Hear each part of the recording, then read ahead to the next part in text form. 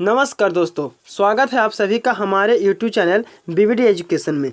दोस्तों, अगर आप इस बार पारा मेडिकल, पॉलिटेक्निक या ITI के एग्ज़ाम देने वाले हैं तो दोस्तों ये वीडियो जो है वो आपके लिए बहुत ही ज़्यादा महत्वपूर्ण है।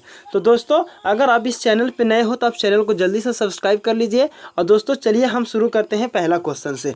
पहला क्वेश्चन कहता है कि दूध से क्रीम निकालने में कौन सा बल लगता है। तो दोस्तों, दूध से क्रीम जो निकालने में जो बल लगता है वो आपका होता है अपकेंद्रीय बल, यानी सी जो होगा इसका बिल्कुल सही आंसर हो जाएगा। आइए चलते हैं हम अगले प्रश्न की ओर। अगला प्रश्न कहता है कि चाबी भरी घड़ी में कौन सी ऊर्जा होती है। तो दोस्तों उसमें जो होता है वो आपका स्थितिज ऊर्जा होता है। आइए देखते हैं तीसरे नंबर प्रश्न को। तीसरा नंबर प्रश्न कहता है कि सूर्य की ऊर्जा उत्पन्न होती है। तो सूर्य की ऊर्जा जो उत्पन्न होती है वो आपको नाभिकीय संलयन के द्वारा उत्पन्न होती है, यानी इस प्रश्न का बिल्कुल सही आंसर जो होगा दोस्तों वो आपका ऑप्शन नंबर डी हो जाएगा। आइए चल देखते हैं हम चौथे प्रश्न को। चौथा प्रश्न कहता है कि वायुमंडल में बादलों को तैरने का कारण है। तो दोस्तों उसका सही कारण जो है वो आपका घनत्व होता है। आइए देखते हैं नेक्स्ट क्वेश्चन को। नेक्स्ट क्वेश्चन कहता है कि वस्तु की मात्रा बदलने पर क्या अपरिवर्तित रहेगा। तो दोस्तों वस्तु की मात्रा बदलने पर जो है वो आपका घनत्व जो होता है वो आपका अपरिवर्तित रहता है, यानी घनत्व नहीं बदलता है। आइए देखते हैं छठे नंबर प्रश्न को। छठा नंबर प्रश्न कहता है कि जल में तैरना न्यूटन के गति के किस नियम के कारण संभव होता है। तो दोस्तों जल में जो तैरना है वो आपका न्यूटन के तृतीय गति नियम का जो होता है वो आपका नियम का पालन होता है, यानी इसका सही आंसर जो हो जाएगा वो आपका ऑप्शन नंबर सी हो जाएगा। और न्यूटन का तीसरा नियम जो कहता है दोस्तों वो आपका क्रिया के प्रति प्रतिक्रिया बताता है। आइए देखते हैं हम अगले प्रश्न को। अगला प्रश्न कहता है कि निम्नलिखित में से कौन सी राशि सदिश नहीं है। तो जो आपका जो आयतन है दोस्तों ये जो है आपका सदिश राशि नहीं है, ये बल्कि अदिश राशि है। आइए चलते हैं हम अगले प्रश्न की ओर। अगला प्रश्न कहता है कि एंगस्ट्रम क्या मापता है। तो एंगस्ट्रम जो है दोस्तों वो आपका तरंगदैर्घ्य मापता है।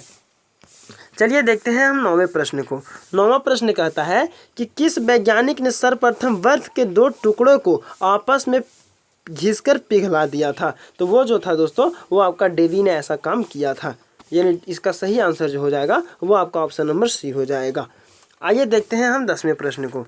10वां प्रश्न कहता है कि ऊष्मा एक प्रकार की ऊर्जा है जिसे कार्य में बदला जा सकता है। इसका प्रत्यक्ष प्रमाण सबसे पहले किसने दिया था। तो इसका प्रत्यक्ष प्रमाण जो सबसे पहले दिया था वो आपका रदरफोर्ड ने दिया था, यानी इस प्रश्न का सही आंसर जो होगा वो आपका ऑप्शन नंबर डी हो जाएगा।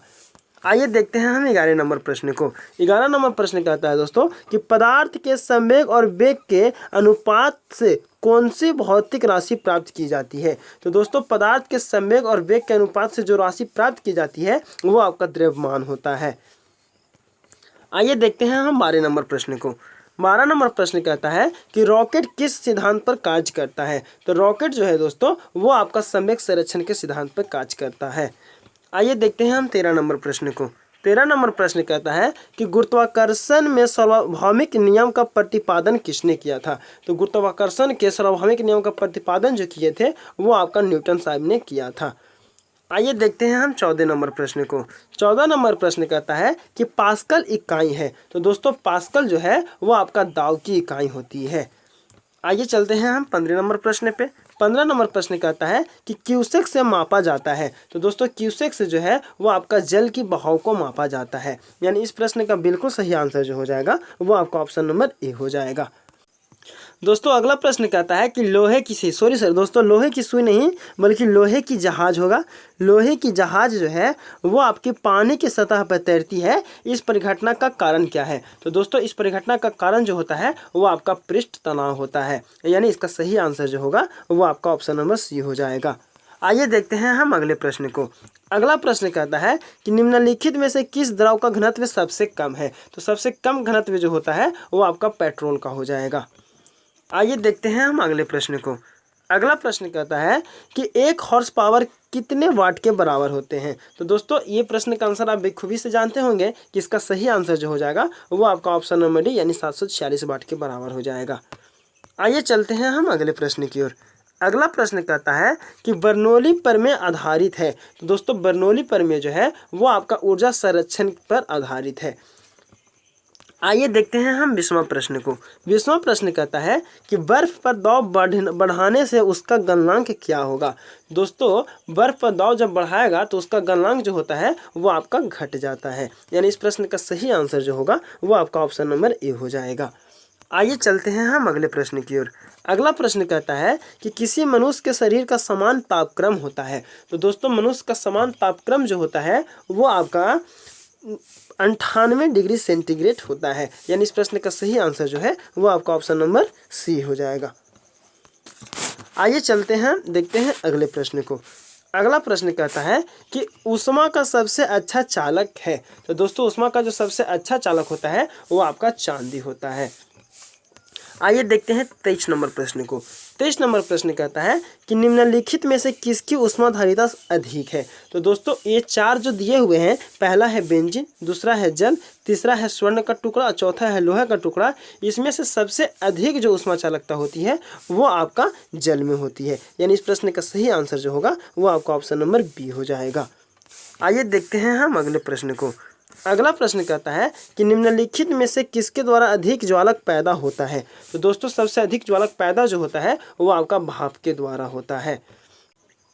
25 नंबर प्रश्न कहता है दोस्तों कि निम्नलिखित में से किसमें सर्वोच्च विशिष्ट ऊष्मा का मान होता है। तो सबसे अधिक यानी सर्वोच्च विशिष्ट ऊष्मा का मान जो होता है वो आपका जल में हो जाएगा। आइए देखते हैं हम अगले प्रश्न को।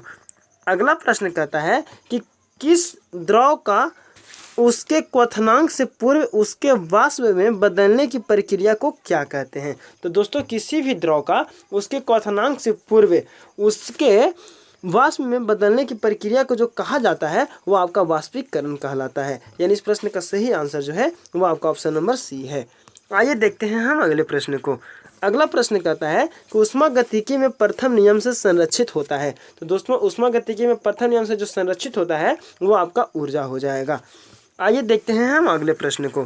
अगला प्रश्न कहता है कि यदि किसी स्थान के तापमान में सहसा वृद्धि होती है तो अपेक्षित आर्द्रता क्या होगी। तो दोस्तों उसकी अपेक्षित आर्द्रता जो है वो आपका घट जाएगी, यानी इस प्रश्न का सही आंसर जो है वो आपका ऑप्शन नंबर बी है। आइए देखते हैं हम अगले प्रश्न को। अगला प्रश्न कहता है कि ध्वनि तरंगों की प्रकृति होती है। तो दोस्तों ध्वनि तरंगों की प्रकृति जो होती है वो आपका अनुदैर्घ्य होती है, यानी इस प्रश्न का सही आंसर जो है वो आपका ऑप्शन नंबर ए है। आइए देखते हैं हम अगले प्रश्न को। अगला प्रश्न कहता है कि ध्वनि की चाल अधिकतम होती है। तो दोस्तों ध्वनि की चाल जो अधिकतम होती है वो आपका इस्पात में होती है, यानी इस प्रश्न का सही आंसर जो है वो आपका ऑप्शन नंबर डी है।